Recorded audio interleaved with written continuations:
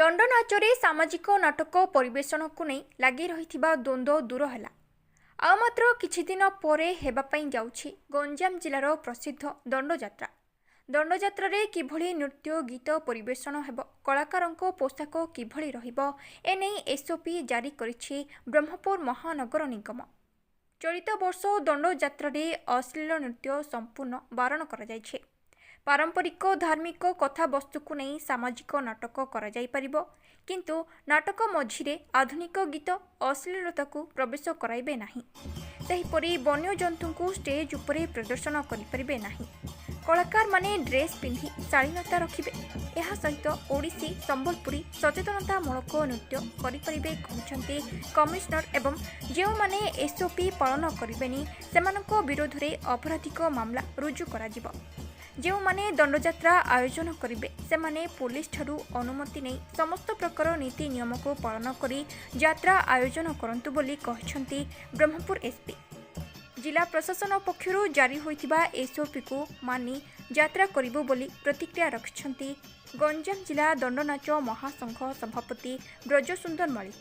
गंजाम जिला परंपरा प्रसिद्ध दंडनाच पाई दीर्घ दिन होला द्वंद्व चली रही सामाजिक नाटक हेबो कि नहीं, किंतु गतकाली प्रशासन संस्कृति एवं परंपरा को लेकिन सामाजिक नाटक अनुमति देथियारु आम संघ तरफ प्रशासन को साधुवाद एवं धन्यवाद जनाऊँ। जहाँ जो दीर्घ दिन धरी चली द्वंद्व सरकार मार्गदर्शिका अनुसार आम दंडयात्रा सामाजिक नाटक करूँ। समाजर जेपरी संस्कृति परंपरा को नहीं आम सामाजिक नाटक करूँ। सरकार जो अनुमति देले पुणी तारे आम सरकार को साधुवाद एवं धन्यवाद जनाऊँ।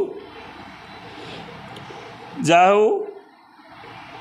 आमर माँकर दंडयात्रा सुरुखुरे चलिबो, कहीं जो दंडनाच पाई आमर द्वंद्व चलता ताहा आज आमर दीर्घ दिन स्वप्न साकार होइछि।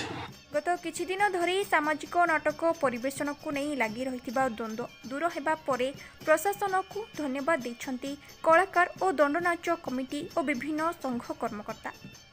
Bureau report, viral news.